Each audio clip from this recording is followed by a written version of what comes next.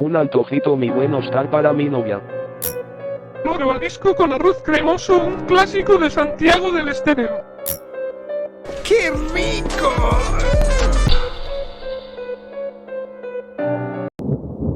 Mi nueva perra actúa extraño. Actualmente estoy escondido en mi closet, temblando de miedo. Estoy escribiendo esto en mi teléfono, así que disculpen si hay problemas de formato o gramática, pero no me importa ahora mismo. En caso de que no actualice este mensaje, por favor, reporten esto a las autoridades o a alguien, lo que sea, porque no sé qué demonios hacer. En abril de 2018 adopté una cachorra de 5 meses del refugio. Tuve la suerte de sacarla de ese infierno y traerla a mi hogar lleno de amor. Era una mezcla de border collie y se llamaba Nelly. No sé qué demonios le pasó, pero lo que tengo ahora no es mi perro. Era una cachorrita tímida cuando la llevé a casa por primera vez. Recuerdo que estuvo dentro por solo 5 minutos antes de orinar en la alfombra. Solo pude reír y besarla porque estaba tan feliz. Esa noche durmió en mi cama, y muchas noches más. Pesaba quizá unos 6 o 7 kilos cuando la recogí. Los meses que siguieron fueron increíbles. Por primera vez desde que terminé la preparatoria, estaba en las nubes. Todos los días, cuando llegaba a casa del trabajo, corría a saludarme con su correa en la boca y la cola moviéndose frenéticamente. Le encantaba recoger el periódico del buzón conmigo. También era una gran atracción para las chicas, pero ese no es el punto. Amaba a mi vecino, un buen hombre llamado Paul, cuya esposa había fallecido recientemente de cáncer de mama. Era un caballero mayor, de unos 50 años, pero no parecía tener más de 40. Organizaba barbacoas para los pocos vecinos que teníamos en nuestra pequeña comunidad rural. Siempre se esforzaba, así que todos correspondíamos llevando comida y cervezas. Las cosas comenzaron a cambiar en diciembre de 2018. En la madrugada del día 5, creo, Nelly me despertó. Agarré mis lentes de la mesita de noche y encendí la lámpara. Estaba parada a 1 metro de la puerta, señalándola directamente. Pude oír un gruñido bajo emanando de ella. Curioso, me levanté de la cama y abrí la puerta, pero para su sorpresa no había nada allí. Pensé que ahí terminaría todo. Pasaron unos días más y, el 9, volvió a suceder, en las primeras horas de la mañana, señalando la puerta. Esto continuó durante la siguiente semana. Creo que fue entonces cuando Nelly desapareció. Alrededor de las 2 de la madrugada del 21, Nelly me despertó y quiso salir. Lo hacía una vez cada pocas semanas, así que no era nada fuera de lo común. Me despertaba lamiéndome la cara y luego se echaba frente a la puerta si no me levantaba. Detrás de mi patio trasero hay un bosque que se extiende por kilómetros. A veces, a Nelly le gustaba cazar conejos y zarigüeyas cuando paseábamos por ahí. Esa noche, al dejarla salir, caminó unos 5 metros antes de la línea de árboles. La vi orinar y comenzar a regresar a la casa. Pero entonces, las cosas no salieron como planeado. Debió de haber oído algo, porque giró bruscamente, apuntó hacia los árboles y gruñó. Pensé que podría ser un conejo, pero ahora, al recordarlo, probablemente era algo mucho peor. Ladró y corrió directo hacia los árboles, desapareciendo en la espesura antes de que escuchara más ladridos. Luego, nada. Un silencio absoluto.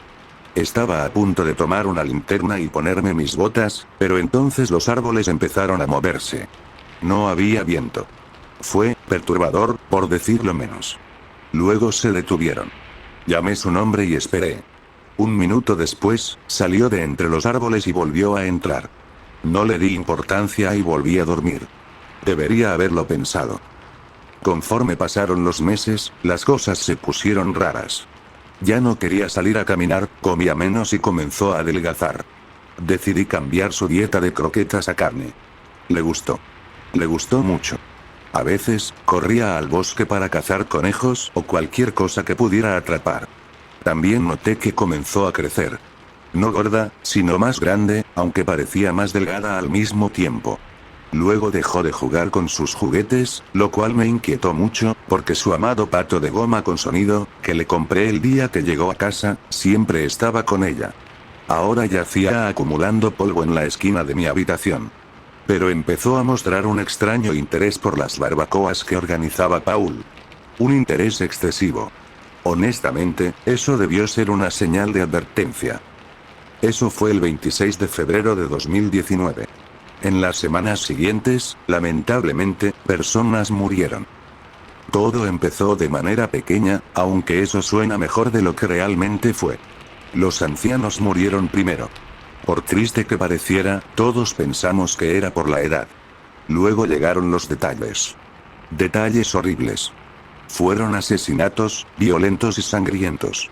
Nos aterrorizamos por completo.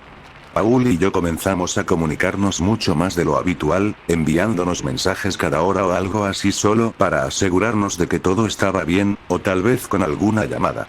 Me dijo que debería dejar la llave de la caja de seguridad de mi arma puesta en el cerrojo por si había una emergencia. Le hice caso. Le hice caso porque confiaba en él. Le hice caso porque era uno de mis únicos amigos. Eso nos lleva a esta noche, el 24 de marzo. Me desperté con el sonido de disparos. Corrí hacia las cortinas y las abrí de golpe. La casa de Paul estaba en llamas. De inmediato me puse ropa gruesa, agarré una linterna y mi teléfono para marcar al 111 y pedir un camión de bomberos. En ese momento ni siquiera noté que la puerta de mi habitación estaba abierta, cuando recuerdo claramente haberla cerrado antes de acostarme. Tampoco me percaté de que Nelly no estaba. Abrí de golpe la puerta trasera y me quedé congelado. Estaba iluminado por el fuego brillante de la casa de Paul. Allí estaba, erguida sobre sus patas traseras, alta y escuálida. Completamente negra con reflejos blancos sobre su cuerpo. Los ojos eran casi de un rojo brillante. Sus garras eran enormes, y, lamentablemente, una de ellas estaba claramente atravesando el pecho de Paul. Yo estaba, en realidad no sé. Se sintió como hace tanto tiempo, aunque solo fue hace una hora. No sentía nada. Ni siquiera sentí la linterna deslizarse de mis dedos y caer pesadamente sobre el concreto del patio trasero. En ese instante me di cuenta de mi error y lo vi mirarme. Me miró profundamente a los ojos, y la vi a ella. A mi dulce niña. Mi Nelly. O más bien, aquello que fingía ser Nelly. Soltó a Paul y, de manera aterradora, levantó la cabeza hacia el cielo y aulló profundamente. Sonaba como una mezcla entre un grito de absoluto dolor y algo que solo podría describir como el aullido de Lupin en El prisionero de Azkaban. Eso fue toda la motivación que necesitaba para correr. Me lancé a mi habitación, me metí en el closet y cerré la puerta. Me cubrí con ropa sucia y me quedé quieto. Se sintió como si hubiera estado ahí durante millones de años. Caminó, o más bien se deslizó, hacia mi habitación. Escuché sus garras resonar contra el piso de madera antes de detenerse. No podía ver un maldito carajo, pero lo escuché aullar nuevamente antes de que pareciera destrozar mi cama en 1000 pedazos. Escuché vidrios romperse y objetos pesados chocar con las paredes. Luego, nada. Silencio absoluto una vez más antes de escucharlo alejarse sigilosamente y salir de la casa. Probablemente para terminar de comerse a mi amigo. Ahora son las 7 de la mañana. Puedo escuchar sirenas afuera, pero estoy demasiado asustado para salir, por miedo a que esa cosa me esté esperando al otro lado de la puerta. Lo único que he podido hacer en las últimas horas es escribir esto e investigar. Pero no tiene sentido. Busqué en Google todo lo que recordaba sobre esa cosa. Encontré un resultado que estoy bastante seguro de que encaja con lo que es. Pero no tiene maldito sentido. Leí páginas y páginas sobre esa cosa, vi ilustraciones, folclore, todo. No tiene sentido. La investigación dice que la ubicación de esa criatura está en Estados Unidos, usualmente en tierras indígenas. Entonces, ¿qué demonios está haciendo un maldito Wendigo en una zona rural de Nueva Zelanda?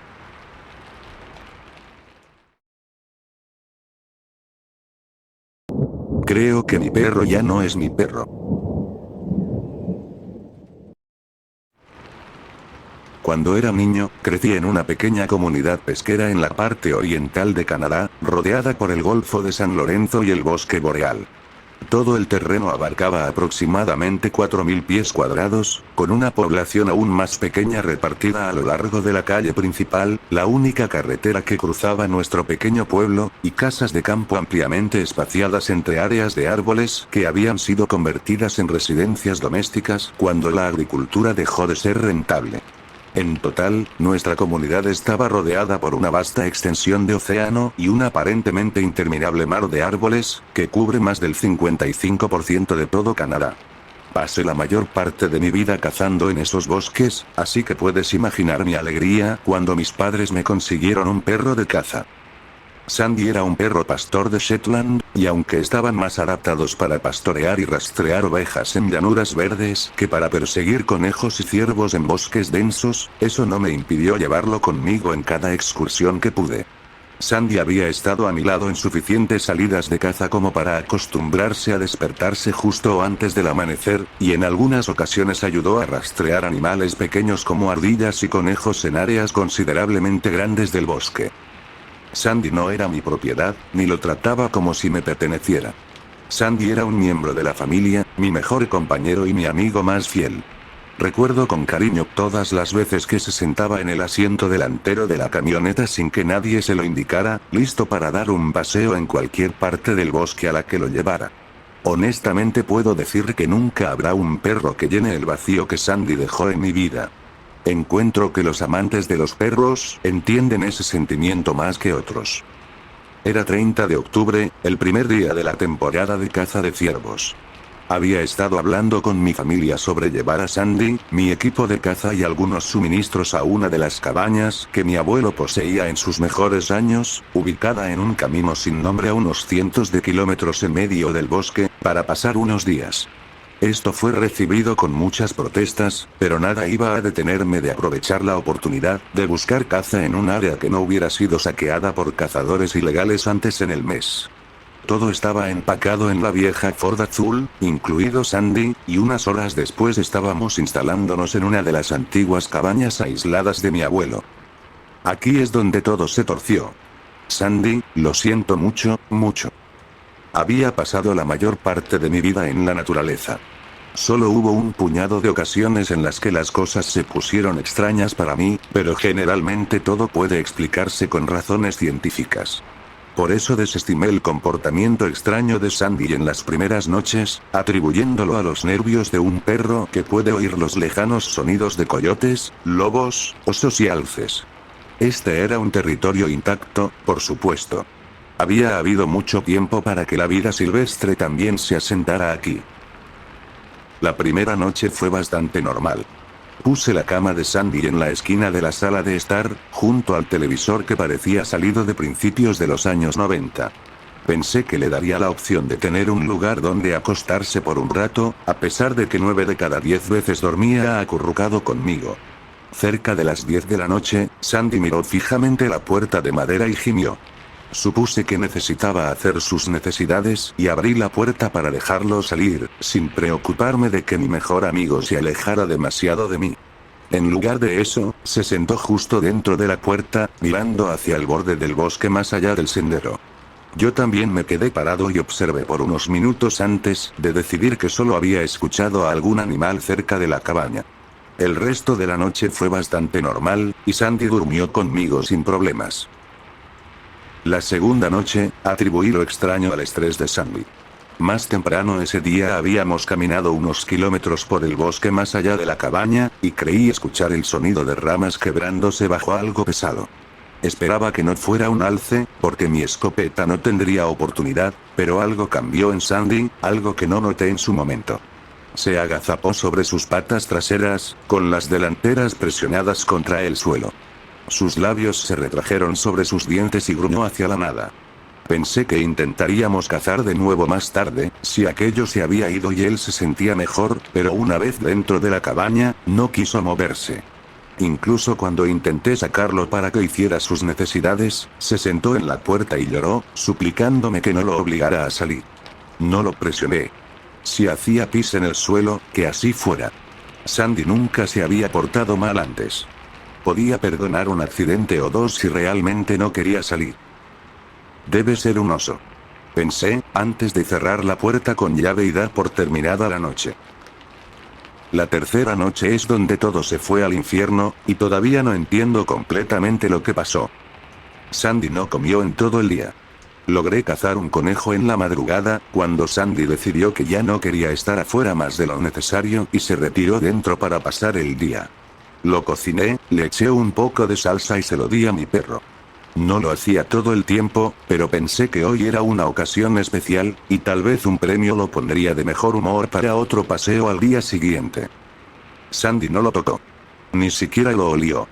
En lugar de eso, se sentó a mi lado en el sofá, mirando fijamente la puerta.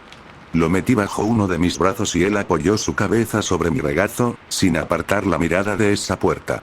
Después de casi 3 horas viendo cintas de VHS borrosas en un televisor anticuado, Sandy empezó a llorar, abrazándose a mi cuerpo. Aquí es donde mi juicio me llevó por el camino equivocado por primera vez de muchas. Debe sonar tonto, ser el protector de mi perro en lugar de que él sea el mío, pero esta era mi familia. Pensé que, si había algo afuera que estaba asustando tanto a Sandy, entonces era mi trabajo hacer algo al respecto. Cargué mi 4.10, abrí la puerta, me paré en el umbral y esperé. Debía haber esperado al menos media hora, mirando hacia la nada. Apenas había sonido, salvo el zumbido lejano de insectos y las hojas moviéndose por el viento frío de otoño. Los alces no son criaturas elegantes, y si hubiera sido uno, lo habría oído acercarse. Alrededor de los 40 minutos, Sandy salió disparado como un rayo, hacia la oscuridad de los árboles más allá del sendero, ladrando salvajemente. Comencé a preocuparme, a pesar de saber que mi perro no era completamente indefenso en el bosque. Aún quedaban animales más grandes que habrían querido morderlo si no había mucha comida para el invierno. Escuché el ladrido de Sandy desvanecerse en la distancia, y luego se detuvo por completo. Esperé horas en el umbral con la escopeta cargada, listo para derribar lo que fuera que estuviera esperando en el bosque. Esperé horas a que Sandy regresara a la casa. Esperé hasta que el sol comenzara a atravesar los árboles, y luego esperé hasta esa noche, sentado en el escalón de la puerta, luchando contra la privación del sueño para ver regresar a mi perro. Sandy regresó, pero no hasta 3 días después. La niebla había llegado en ese momento, y se estaba oscureciendo, la noche pintando el cielo de azul marino. Rastrear durante los últimos días resultó inútil, y comencé a preocuparme de que tendría que irme a buscar más provisiones para los próximos días. No podía dejar a Sandy allá arriba, perdido en el bosque, frío y probablemente hambriento. La idea de que pudiera estar esperando allá afuera para que lo encontrara y lo trajera de vuelta a casa me estaba angustiando. Estaba empacando la mochila que colgaba del perchero junto a la puerta con lo que necesitaría para el viaje del día siguiente. Pensé que mañana sería el último día antes de que me fuera al pueblo y vería si mi padre me ayudaba a buscar a Sandy. Él era un hombre retirado y canoso, pero estaba seguro de que si mencionaba el nombre de Sandy, estaría más que dispuesto a ayudarme a buscarlo. Afortunadamente, Sandy regresó antes de que terminara de pensar en todo eso. Lo vi desde la ventana, en el sendero que llevaba a la carretera principal, a unos metros de la casa. Normalmente lo oiría correr hacia la puerta y golpearla un par de veces, ansioso por entrar, pero esto fue diferente. Podía ver el reflejo de sus ojos como perlas verdes en la niebla turbia que había invadido la casa.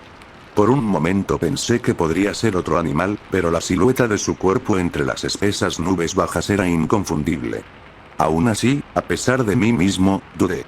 Había algo diferente en su lenguaje corporal. Miré por la ventana unos momentos más antes de que la razón superara mi instinto. Sandy podría estar herido, pensé. O algo peor. Abrí la puerta de golpe, pero él no entró de inmediato. En lugar de eso, se quedó allí, mirándome fijamente, y cuando no se movió, le silbé. Aquí, Sandy. Lo llamé hacia la casa. Aquí, chico. La forma en que se movía era diferente. Era como si sus caderas se hubieran dislocado, y el ángulo de sus patas cambiaba de dirección con cada paso, como si hubiera olvidado cómo caminar correctamente. Su cabeza estaba agachada hacia el suelo, pero no tenía los dientes al descubierto. No parecía agresivo.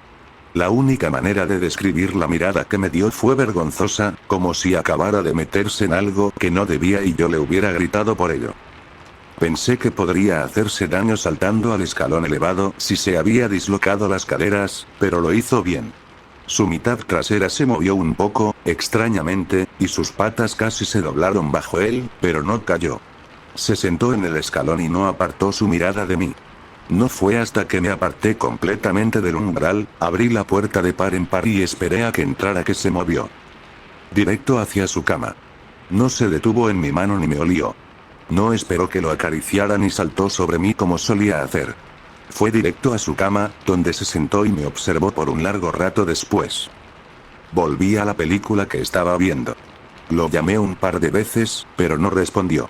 Sus orejas ni siquiera se movieron al escuchar mi voz, o al golpear mi mano en el sofá desgastado junto a mí. Extrañaba a mi amigo, pero no iba a moverlo físicamente hacia mí. Había algo en él que decía que no debería haberlo dejado entrar, pero lo atribuía a una tontería, y unas horas después me fui a dormir. Cuanto más lo pienso, no recuerdo que hubiera parpadeado ni una sola vez. Se sentó allí como una estatua, y cuando apagué la luz, aún podía ver el reflejo de sus ojos verde jade, siguiéndome mientras entraba a mi habitación y cerraba la puerta. Podría jurar que lo escuché caminar por la noche, el sonido de sus uñas haciendo clic contra el piso de madera, acercándose a la puerta de mi habitación, pero eran lentas y deliberadas. No eran como la rapidez con la que Sandy se daba cuenta de que me había acostado y venía a acurrucarse. Escuché que los ruidos se detenían fuera de mi habitación, pero no escuché su queja. No le di importancia y caí en un sueño profundo. Cuando desperté por la mañana, supuse que debía haber sido un sueño. Sandy seguía sentado en la posición vertical en la que lo había dejado cuando me fui a la cama. Era como si no hubiera movido ni un músculo durante toda la noche, y cuando le dije buenos días, ni siquiera movió la cola. Me siguió a la cocina, pero se detuvo en la puerta cuando puse su tazón en el suelo y lo llené con comida para perros del supermercado. Una vez más, su parte trasera se movía de manera extraña mientras se acercaba lentamente hacia mí. Había una sensación molesta de que algo no estaba bien en la forma en que se veía ese día. Era como si hubiera crecido un poco más durante la noche. Sandy se agachó de nuevo, como cuando caminaba hacia la puerta la noche anterior. No entró a la cocina. Supuse que debía tener hambre después de estar tanto tiempo en la naturaleza, pero me miraba como si esperara que me acercara un poco más en lugar de tocar la comida. No hace falta decirlo, pero después de unos momentos de un duelo de miradas entre yo y mi perro que no parpadeaba, dejé de lado esa tontería y llamé su nombre en voz alta. Ni siquiera parpadeó. No quería acercarme más a mi perro para dejar la puerta de la cocina, pero este era mi Sandy, y el peor daño que había hecho era comer moscas. Y, como esperaba, cuando pasé junto a él, se giró y su cuerpo se balanceó de manera antinatural, pero no se acercó a mí. Cuando salí ese día, no encontré nada. Las huellas de ciervo en el barro habían sido hechas unos días antes y se perdían en los caminos naturales del bosque. No escuchaba insectos, ni pájaros, ni siquiera el aullido de un coyote cercano.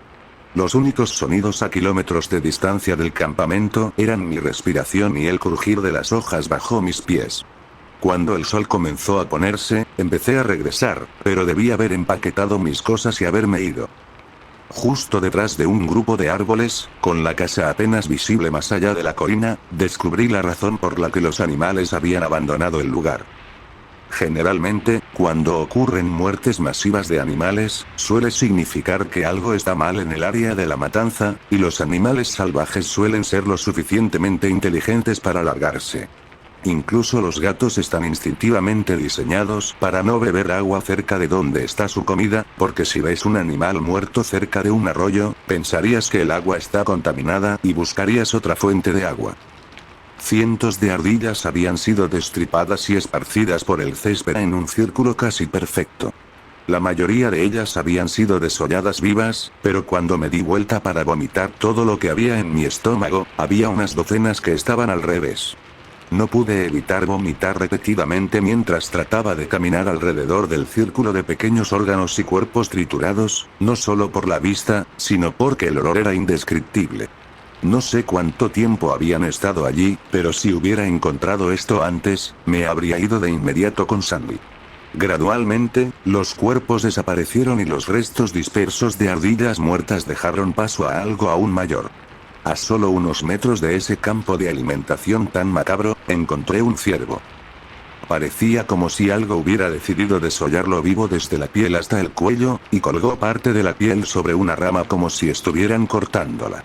No sé cuánto tiempo llevaba allí, pero olía como si estuviera muerto hacía mucho, a pesar de que no había una sola mosca.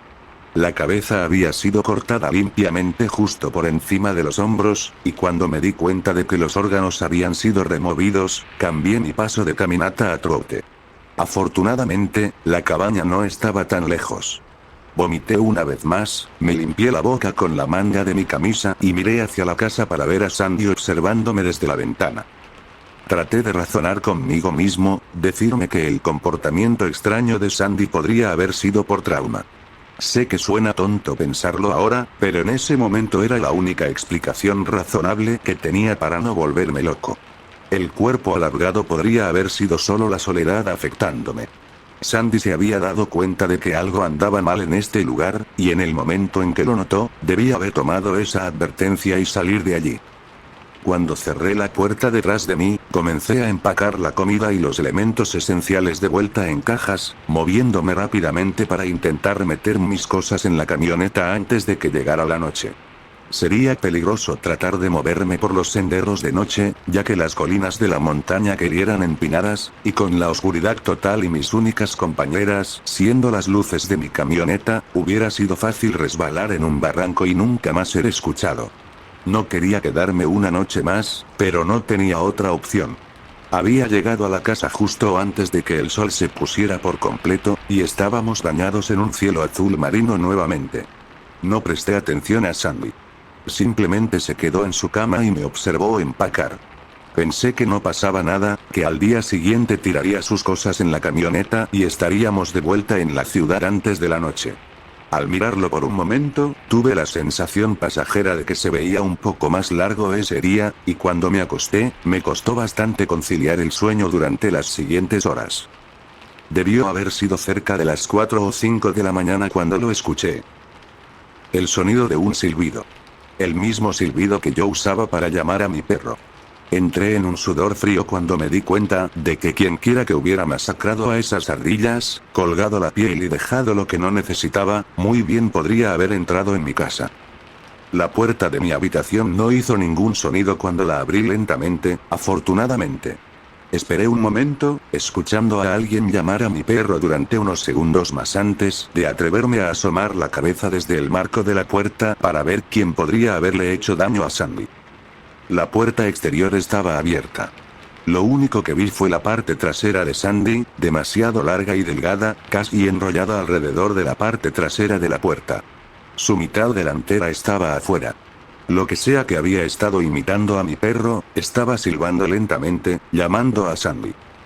Cuando pude haber jurado que se agachó nuevamente al suelo y dijo Sandy con la voz más diabólica que jamás haya escuchado, cerré la puerta con el mismo cuidado con el que la había abierto. No sé cuánto tiempo esperé con la espalda pegada a la puerta. Sabía que dejé mi arma en la bolsa del perchero.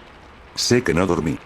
Esperé hasta ver el sol asomarse por el horizonte, y luego esperé un poco más, hasta que debía ser mediodía y finalmente me armé de valor para abrir la puerta nuevamente y correr hacia la camioneta. No iba a morir en ese lugar. Sandy se había ido, y la puerta estaba abierta. Su comida estaba intacta, pero el refrigerador estaba abierto y toda la carne se había ido. No me molesté en empacar sus cosas. Simplemente me eché la bolsa al hombro, me dirigí al Ford tan rápido como pude y encendí el motor. No puedo describir la sensación que me invadió al darme cuenta de que tendría que dejar a Sandy en ese lugar. La idea de que pudiera estar muerto nunca pasó por mi mente. No creo que pudiera soportar la idea de que lo que fuera que entró en mi casa, lo que destripó a esos animales, pudiera haber hecho lo mismo con él. Bajé por los caminos y carreteras serpenteantes tan rápido como pude sin desviarme por los acantilados. Sentía como si estuviera dando vueltas en círculos por este laberinto que me llevaría de vuelta a esa casa, pero cuando llegué al pavimento en el tramo de carretera de regreso al pueblo, sentí un alivio que me invadió, pensando que estaba a salvo. Justo cuando estaba saliendo hacia el cemento, sentí algo duro golpear el parabrisas trasero, enviando vidrio roto al asiento del pasajero. Solo vi un destello de la cabeza decapitada del ciervo enganchándose en el vidrio intacto y cayendo al asiento trasero. Lloré la mayor parte del camino a casa, con las manos aferradas al volante tan fuerte que mis nudillos estaban blancos. Desearía poder terminar esto con una nota positiva.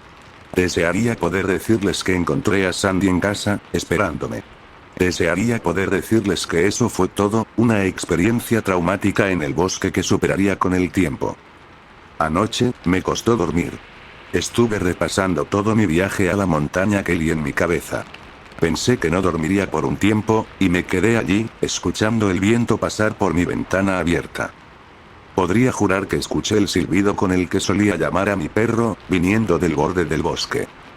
Si viajan con su perro, les aconsejo que no los pierdan de vista por mucho tiempo. Lo que regrese puede que no sea su perro.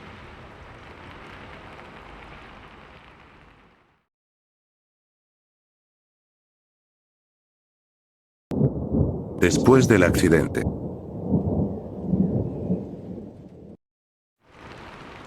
Amaba mi vida antes de que se reiniciara.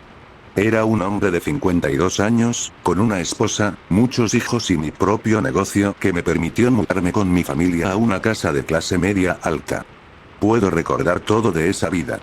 Mi primer recuerdo es haber vivido en un hogar de acogida después de que mis padres murieran cuando tenía 12 años. El trauma me causó una gran pérdida de memoria, así que los detalles son confusos, pero sé que fue en un accidente de coche, del que fui el único sobreviviente. Un año después del accidente, me adoptaron los padres más perfectos que podría haber pedido. Tras terminar la secundaria, pagaron para que fuera a la universidad, donde obtuve mi título en ingeniería mecánica. Fue en la universidad donde conocí a mi esposa. Me enamoré casi instantáneamente, y ella sentía lo mismo. Nos mudamos juntos cuando teníamos 20 años, y nunca nos separamos desde entonces. Después de la universidad, trabajé como ingeniero en distintas empresas, cambiando cada 2 años aproximadamente. Aunque me pagaban bien y podía permitirme un buen apartamento, no era ideal cambiar de trabajo tan seguido. A los 28 años, decidí iniciar mi propio negocio con los ahorros que había acumulado durante esos 6 años. Al principio, fue lento, pero pronto comenzó a prosperar, generando ganancias al cabo de un año. Los ingresos siguieron creciendo, y pronto ganaba más dinero del que mi esposa y yo podríamos necesitar. Fue cuando cumplí 30 que mi esposa y yo decidimos tener hijos. Usamos el dinero que mi negocio había generado para comprar una casa y comenzamos a intentarlo. 2 años después, teníamos una hija y un hijo, viviendo en una casa grande con 2 autos de lujo. Los siguientes 20 años fueron los más felices de mi vida. Mis hijos eran unos ángeles. Pasaron por la escuela con altas calificaciones, y eran los mejores hijos que un padre podría desear. Cuando me acercaba a los 50, decidí retirarme y dejé el negocio en manos de mi hijo y mi hija, sabiendo que estaría en buenas manos. Mi esposa y yo decidimos que en nuestra jubilación seguiríamos los pasos de mis padres adoptivos, y acogeríamos niños en situación de vulnerabilidad. Adoptamos a 3 hermanos cuyos padres habían muerto cuando eran pequeños. Una niña de 15 años, un niño de 12 y una niña de 10. Me sentía tan feliz de poder darles una familia, tal como mis padres hicieron conmigo. Planeábamos apoyarlos en sus estudios, como lo hicieron conmigo, y abrirles tantas oportunidades como fuera posible. Recuerdo ese día como si fuera ayer, 2 años después de adoptar a los niños.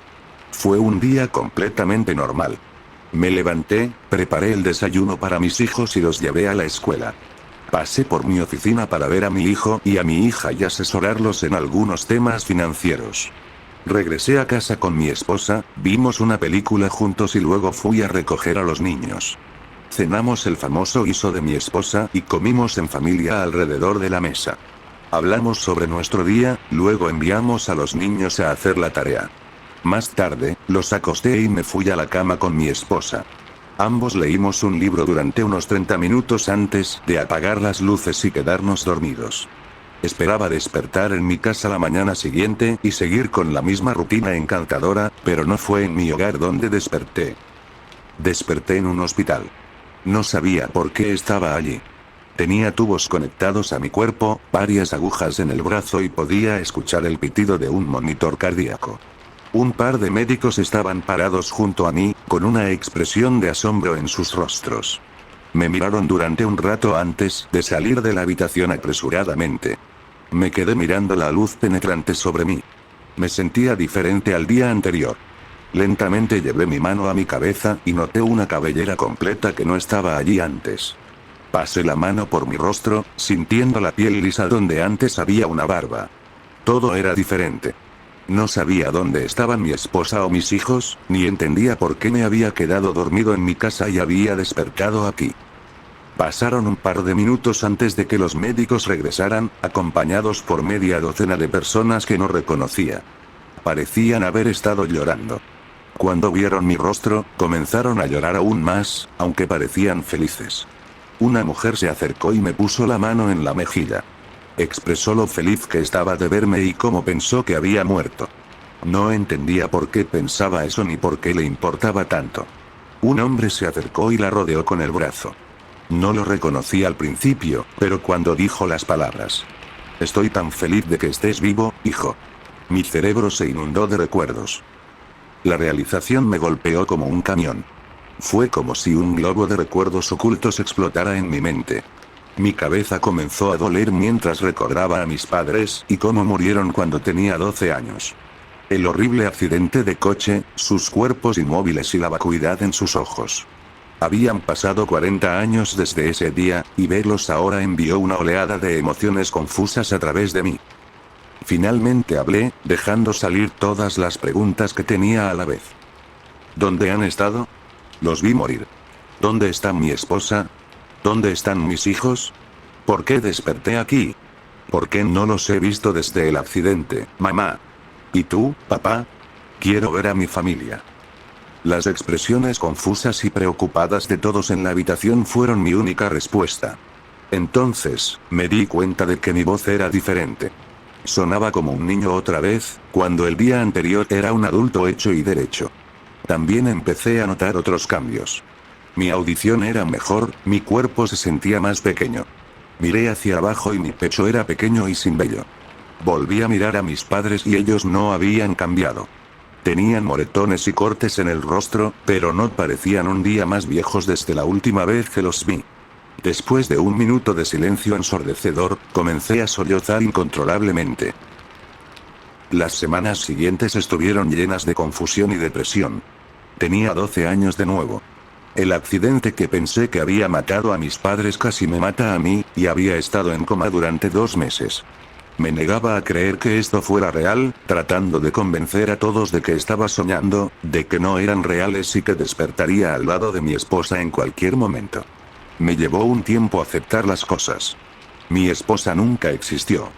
Mis hijos no son reales. Mis padres adoptivos no son reales.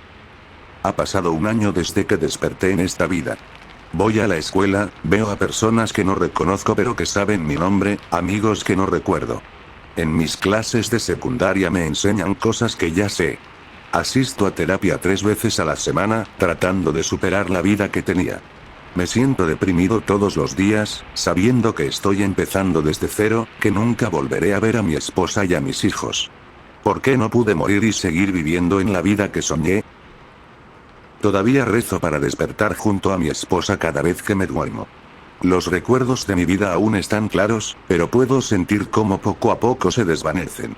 No soporto pensar que algún día no recordaré los rostros de mi esposa y mis hijos. Continuaré reviviendo mi vida, empezando desde el principio otra vez.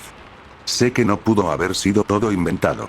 Aunque tenga que vivir esta vida ahora, sé que los volveré a ver, algún día.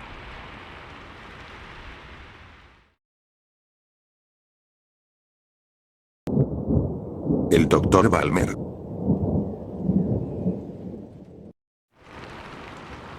El dulce aroma del chocolate, una de esas galletas tibias y suaves derritiéndose en mi lengua. Mi abuela sonrió y luego se dio la vuelta hacia el fregadero para limpiar la bandeja. El sol naranja derramaba su calidez sobre nosotros. Con los dedos aún pegajosos, me deslicé hasta su lado, tomé una galleta del plato blanco y corrí rápidamente de regreso a mi silla. Oye, dijo. Luego se rió. Me recosté en mi silla con ambas manos sujetando la galleta. El respaldo golpeó la única pared revestida de madera de la cocina.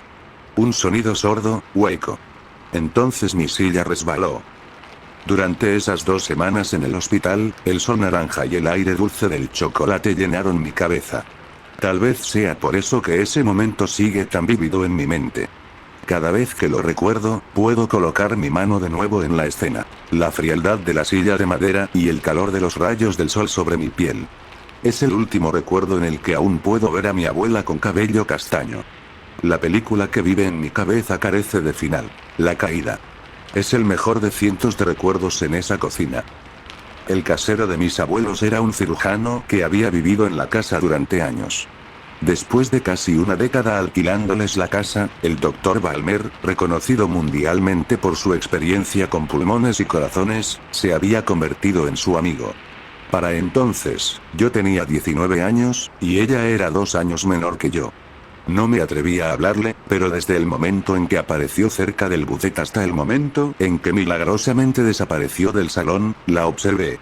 Mis ojos no podían apartarse de su rostro. El vestido blanco bailaba alrededor de su cuerpo con cada movimiento. La vi sonreír, reír, mirarme de reojo y acercarse para susurrar al oído de mi abuela. Pasaría un año más, hasta el próximo cumpleaños de mi abuelo, antes de que hablara con la hija del Dr. Balmer. Dijo, hola, y extendió su mano. Yo luché por decidir si responder hola o hey, y dije o en su lugar. Esa noche, justo cuando mi abuelo se despedía de su padre, ella me dio un beso en la mejilla. 4 años después, un sacerdote con una estola púrpura estaba a mi izquierda. Hizo una pregunta que no pude escuchar. Respondí. Sí, acepto. Me dijo que debía besar a mi esposa, y no tuvo que repetirlo. Cuando nos giramos, estaban todos allí, aplaudiendo y vitoreando. Mis abuelos estaban en la primera fila, justo entre el Dr. Balmer y mis padres. Decenas de veces compartí la mesa con él. Solía bromear diciendo que sus habilidades para cortar carne estaban lejos del nivel que esperaría de alguien que pasaba la mayor parte del día cortando carne profesionalmente. Él reía y decía que sí, los estudiantes practican con animales, pero cortar un cuerpo humano es algo completamente distinto. Entonces, ¿cómo te volviste tan bueno? Mucha práctica. Las comidas que compartí con él, los trozos de carne que me pasaba, incluso la inocencia y el amor en los ojos de su hija. Todo eso parece absurdo ahora. Mis abuelos murieron hace un año. En solo una semana, primero mi abuela por un infarto, luego mi abuelo por otro. El Dr. Balmer dijo que eso sucede a menudo, que un corazón roto no quiere estar solo.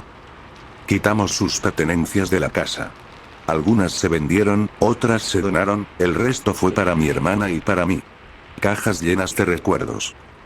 Desde entonces, la casa estuvo vacía. Pregunté 3 o 4 veces por qué no la volvía a alquilar.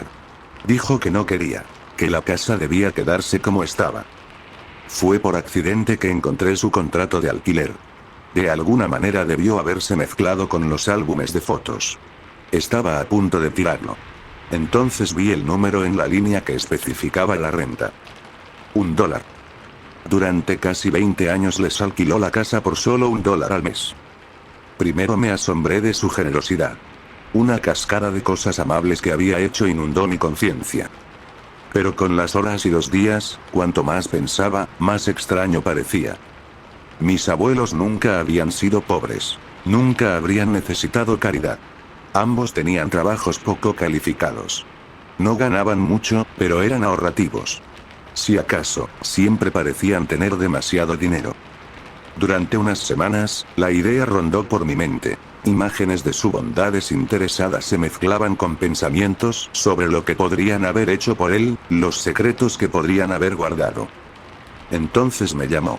Quería demoler la casa. Mi suegro le pidió a su yerno que revisara la casa una vez más por si quedaba algo olvidado. No había manera de discutir con él sobre si la casa sería destruida o no. Ya no la necesitamos, dijo. Podemos construir algo mejor en su lugar. La casa parecía deteriorada y más vieja de lo que era. Las ventanas estaban rotas, la pintura descascarada, la cerca había sido derribada por lo que debió ser un auto pesado. El año de abandono no le había sentado bien a la casa. Recorrí lentamente la casa. Los recuerdos de las galletas llenaban la cocina, la sala de estar tenía un sofá invisible con un niño de 7 años acurrucado entre sus abuelos. El jardín tenía un agujero real. Estaba cubierto por una lona negra. Al menos 10 metros de profundidad, casi recto hacia abajo. La tierra aún estaba húmeda, el agujero aún fresco. De repente, nervioso, recorrí la casa casi corriendo. De esquina a esquina busqué y traté de recordar algo, cualquier cosa que pudiera ser una pista del secreto. Las habitaciones eran solo recuerdos grises de juguetes y camas grandes. Los baños me recordaron cómo olían en sus últimos días. Pero nada era una pista. Nada me decía qué debió haber ocurrido en el jardín. Tomé una respiración profunda y me calmé. Mi misión era averiguar si había algo más en la casa que valiera la pena rescatar. El papel tapiz, no. Los marcos vacíos y las estanterías rotas, tampoco. No había absolutamente nada en las habitaciones, nada que valiera siquiera un centavo. Los gabinetes de la cocina habían sido removidos hace tiempo. Aún así, vi a mi abuela moviéndose de un lado a otro, tomando harina de un gabinete y un tazón del otro. Chips de chocolate cayendo en la mezcla. Una batidora mezclando la masa hasta hacerla suave, dulce y mantecosa. Sacó la bandeja del gabinete al lado de la olla. Papel para hornear.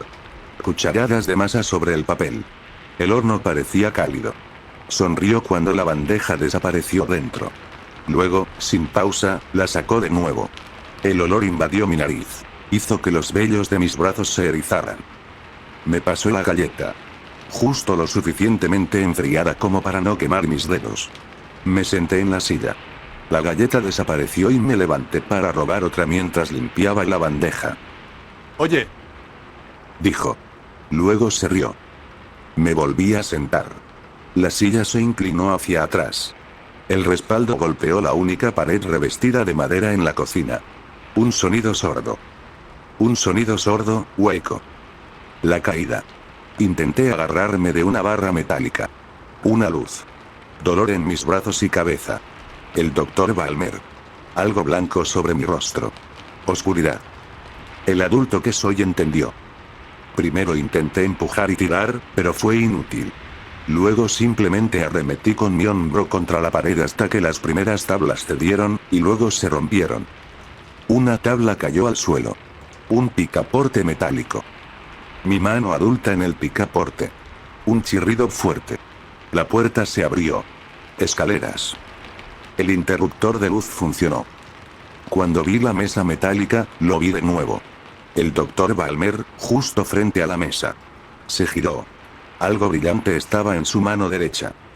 Sobre la mesa, un hombre desnudo. Piel gris. Los ojos cerrados. Un gran agujero en su pecho. Bajé 2 escalones. A cada lado de la habitación había estanterías vacías. Un trapo sucio descansaba sobre la mesa metálica. El hedor nauseabundo de la putrefacción. No hubo pensamiento ni decisión. Me di la vuelta y apagué el interruptor. Una sensación helada me siguió escaleras arriba y hasta la cocina. Cerré la puerta y volví a colocar la tabla frente al picaporte. La luz naranja del atardecer alargó mi sombra, delgada y estrecha. La casa ya fue demolida. Solo queda un gran y vacío agujero entre parches de césped. La sensación helada me siguió fuera de esa cocina. Todavía se aferra a mi espalda. Se aferra ahí para recordarme el olor de las galletas con chips de chocolate. Se aferra ahí para recordarme las cosas que mis abuelos sabían. Y se aferra ahí para hacerme una pregunta, una y otra vez. En esa habitación, en el rincón más lejano, cerca de los pies del hombre desnudo, ¿era ese el rostro de mi abuelo?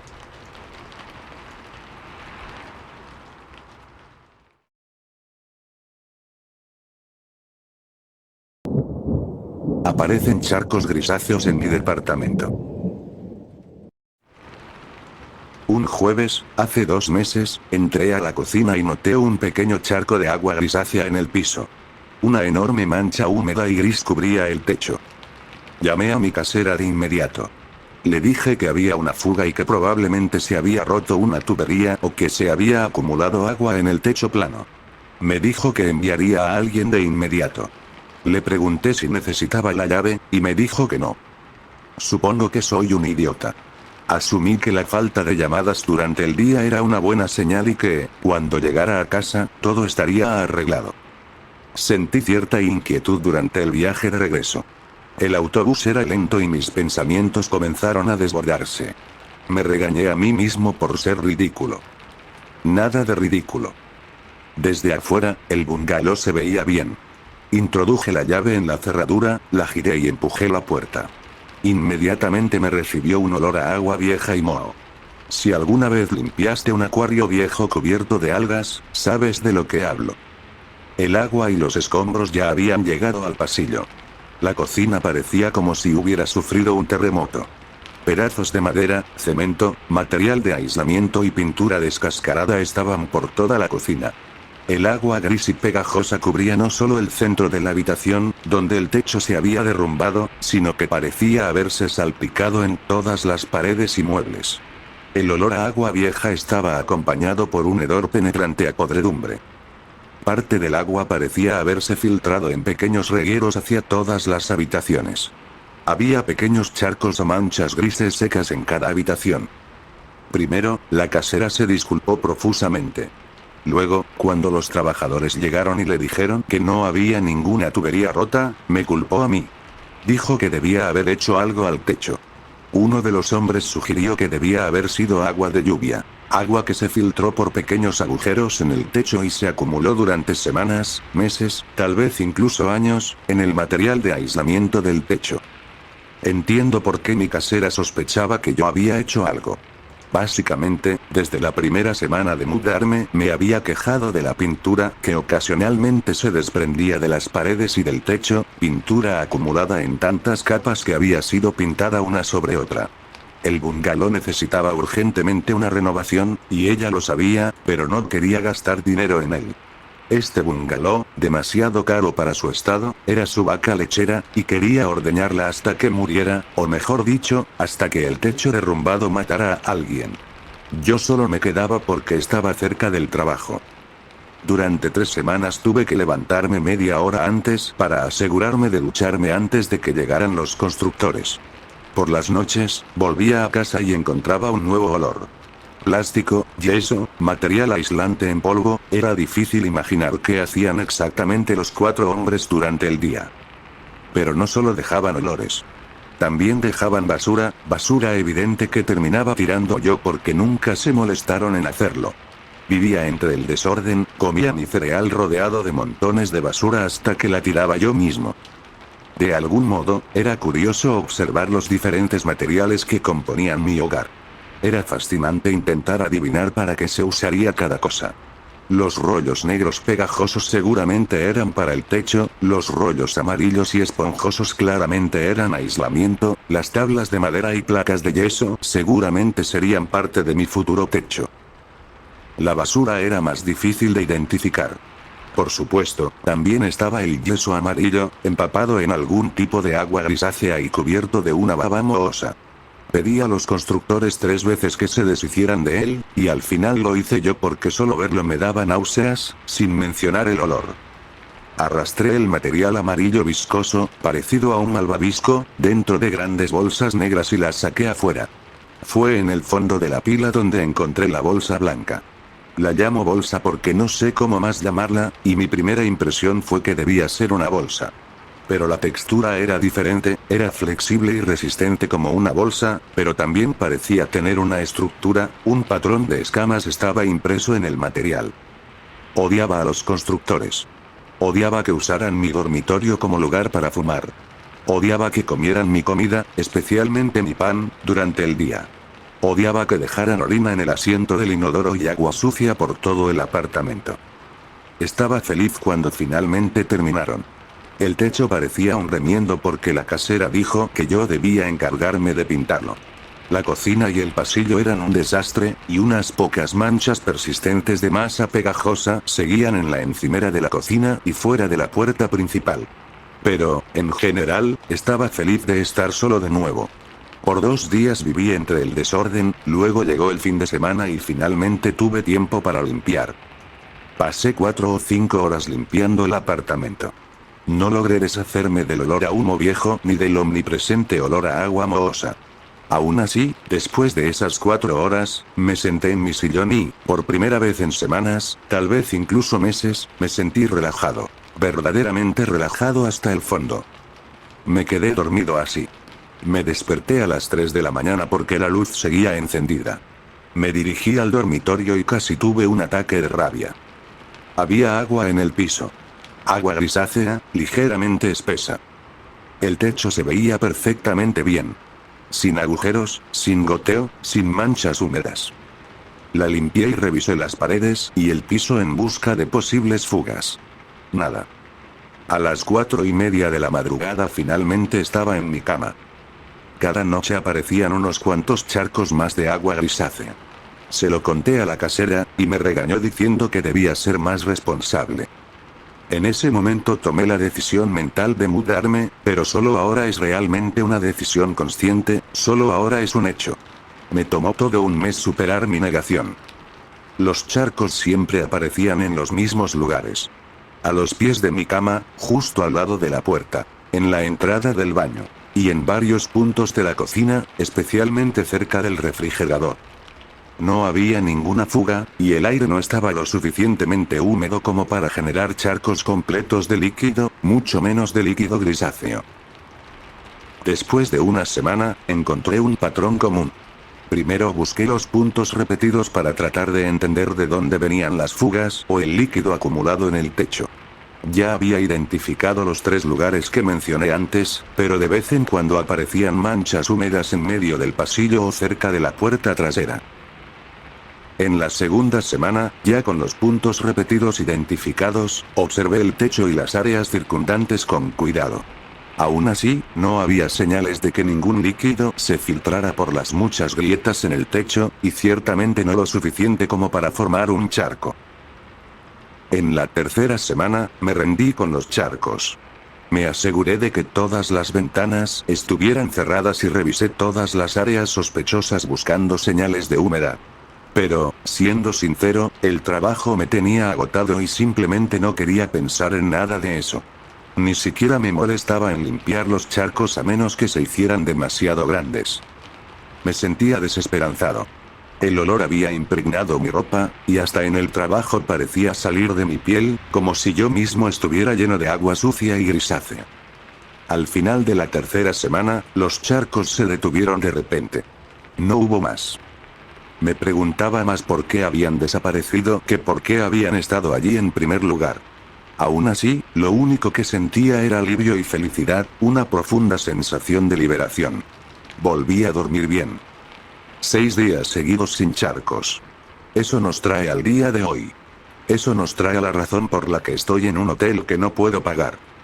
Cuando desperté esta mañana, lo olí de inmediato. Era más fuerte que nunca, y entre el hedor de agua estancada y podrida había algo más fresco, un toque parecido al sudor. Al salir de mi habitación, miré el enorme charco con repulsión. Iba directamente desde la puerta hasta mi cama, y continuaba detrás de la puerta y hacia la cocina. También había una ramificación de manchas más delgadas que llevaban al baño. Lo limpié de inmediato.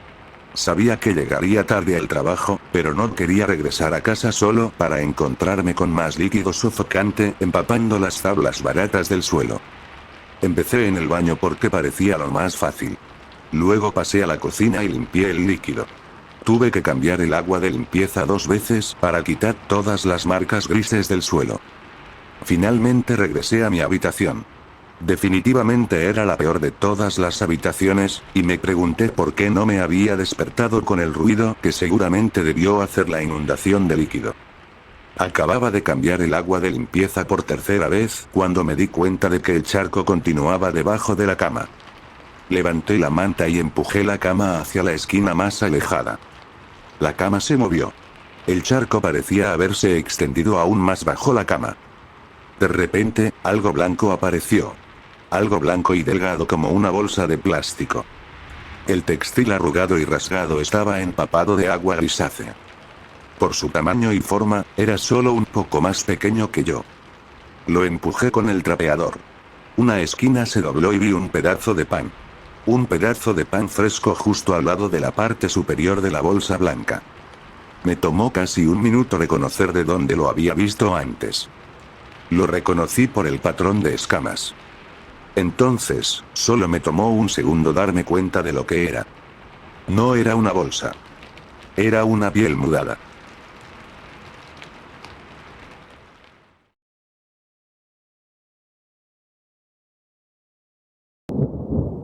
Huele mal.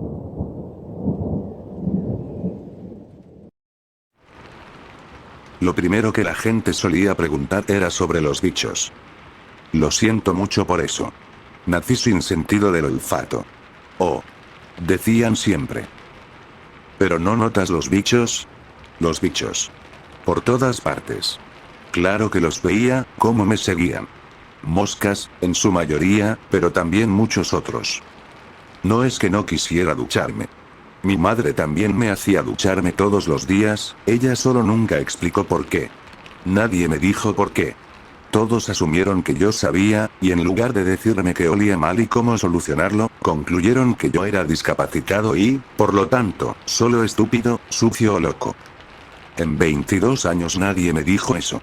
Durante 22 años, todos asumieron que era aterrador y raro y se mantenían alejados de mí.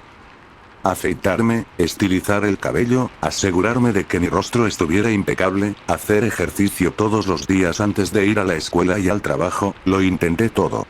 Me esforzaba tanto por ser amada y normal, y nunca entendí por qué todos se apartaban de mí. Miraba mi cara y lloraba, golpeaba mis puños contra el espejo hasta que se rompió y se llevó con él a esa criatura. Esa criatura tan horrible que todas las demás de su especie se mantenían a distancia. 22 años. ¿Por qué nadie se molestó en explicármelo? Por favor, no culpen a mi madre. Ella fue la mejor madre del mundo y si dices algo malo de ella, estás equivocado. Desde que tengo memoria, trabajó en 2 empleos para pagar mi escuela y el viejo departamento en la planta baja con el gran parche de césped detrás de la puerta de la cocina. El gran parche de césped donde, después de la escuela primaria, imaginaba amigos y creaba juegos que jugábamos juntos. No sabía entonces que ella estaba enferma, que estábamos endeudados y que, a pesar de todo, ella regresaba a casa después de 15 horas y media de trabajo y cocinaba para mí, me abrazaba, escuchaba mis miedos y preocupaciones y me decía que me amaba y siempre lo haría. Ella también debió haber pensado que yo lo sabía. Tal vez era tan obvio para ella y por eso se enojaba tanto cada vez que notaba que no me había duchado cuando ella regresaba a casa. Me duchaba para hacerle un favor. Pensaba que solo lo sabía porque mi cabello se veía diferente. Tenía 18 años y una semana, y ella acababa de tirar los últimos pedazos de mi pastel de cumpleaños porque huele mal. Una noche, alguien irrumpió en nuestro departamento, aunque la policía nunca descubrió cómo. La encontré por la mañana, en una gran mancha roja que imprimía la forma de su cuerpo en el sofá blanco. La estranguló hasta matarla, le arrancó pedazos del estómago y luego la dejó morir. No estoy segura si me dijo buenas noches. Han pasado tantos años, pero a veces todavía me quedo despierta por la noche y me pregunto si me dijo buenas noches, como lo hacía la mayoría de las noches, o si sus últimas palabras para mí, justo antes de irme a la cama, fueron huele mal. Fue como una semana después del funeral y me quedé los días en casa en lugar de ir a la escuela. Lloré, principalmente por ella y a veces porque ella se había ido y no había nadie que la reemplazara ni su amor. Odiaba a mi padre por enviar dinero en ese entonces, por enviarlo por lástima, por enviarlo por culpa y por enviarlo en un momento en que se suponía que debía reemplazarla a ella y su cuidado. ¿Por qué no lo envió antes, cuando podríamos haber tomado el dinero y ella podría haber pasado tiempo conmigo en lugar de estar trabajando? Toda la comida sabe igual. Puedo sentir la textura, como la grasa viscosa de una hamburguesa de comida rápida, y puedo saborear que sabe salada, ácida y dulce al mismo tiempo. La combinación de salado y dulce fue la razón por la que nunca me gustó la comida rápida. Pero no hay mucha diferencia entre la mayoría de los alimentos. Comía frijoles, principalmente, porque sabía que eran saludables, igual que sabía que a otras personas les molestaban los pedos, pero no había mucha razón para detenerme cuando estaba solo en mi apartamento. Las moscas, como dije, vinieron primero, pero nunca me siguieron a los bares, donde malgastaba la culpa de mi padre en tragos. Tragos para mí y tragos para las chicas. Toma el trago. Bebe, mi hermosa. No importa lo horrible que sea mi cara, leí en algún lugar que hay un punto en el que ya no te importa mi cara. 2 veces estuvo a punto de funcionar y las llevé a casa. Recibí mi primer beso, o en la otra ocasión, el segundo, cuando abrí la puerta, se dio la vuelta y se alejó tambaleándose. Algunos de los otros insectos parecían seguirme, tal vez en mi ropa o tal vez mi cara solo parecía alguna flor o un montón de excremento o lo que sea a lo que normalmente prestan atención. Las moscas comunes estaban por todas partes, pero siempre había unas nuevas. Los insectos y estas moscas largas y negras eran los mismos. Estaba seguro de eso.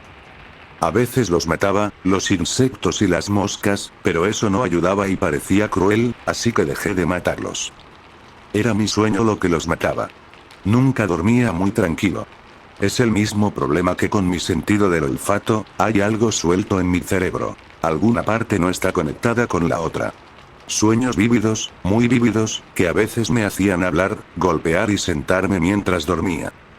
Algún día podríamos arreglar estas cosas.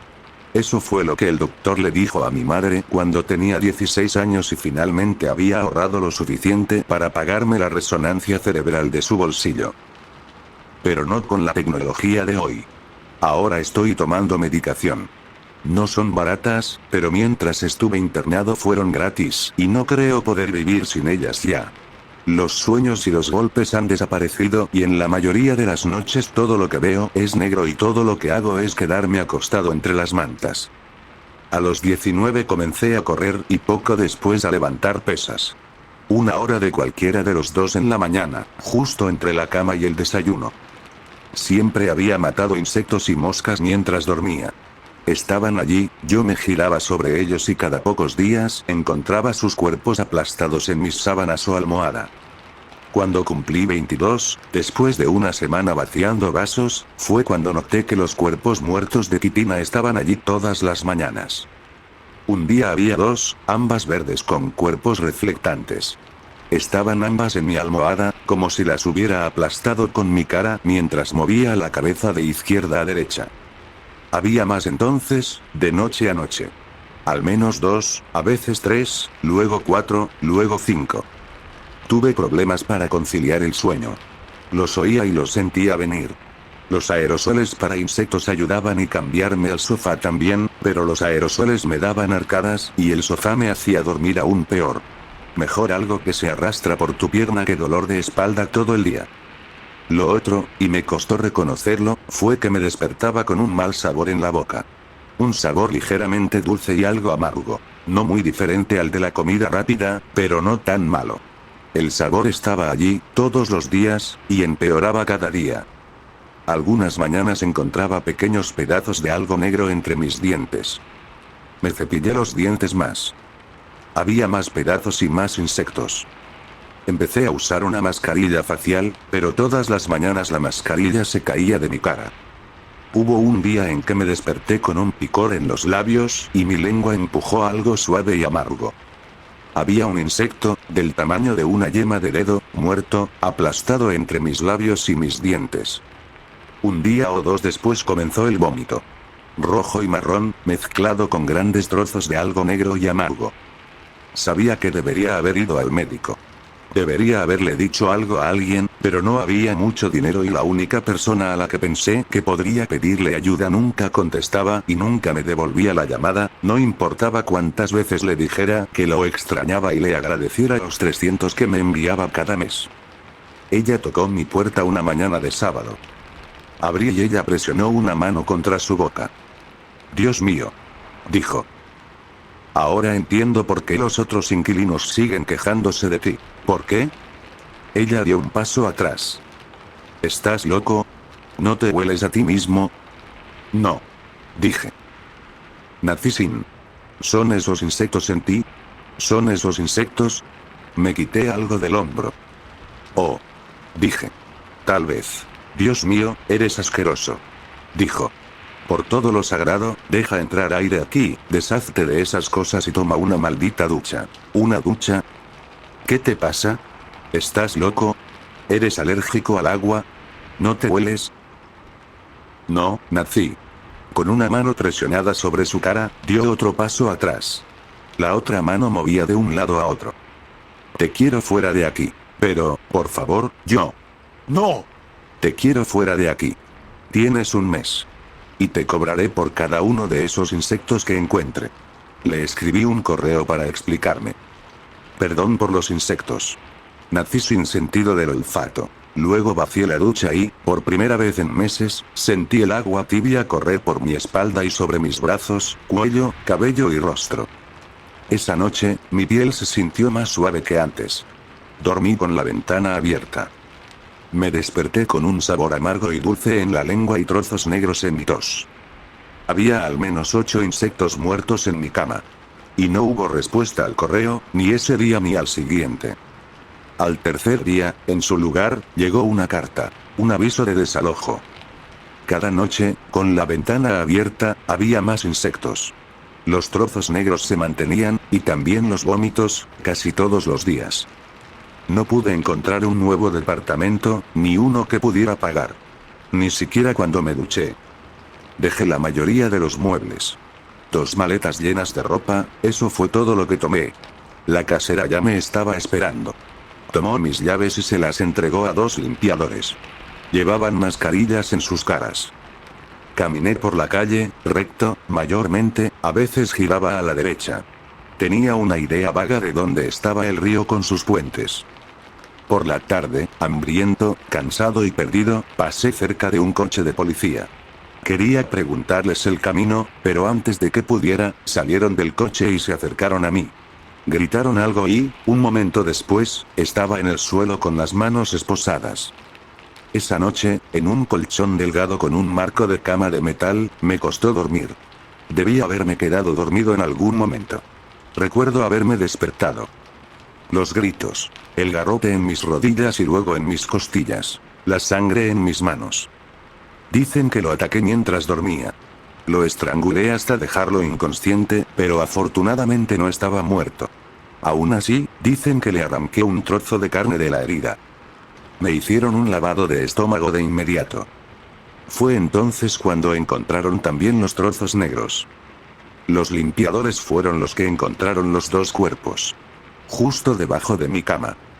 Uno no era mucho más que piel y huesos. El otro todavía estaba pudriéndose, con larvas blancas y amarillas retorciéndose entre la carne. Larvas. Las de moscas y bichos.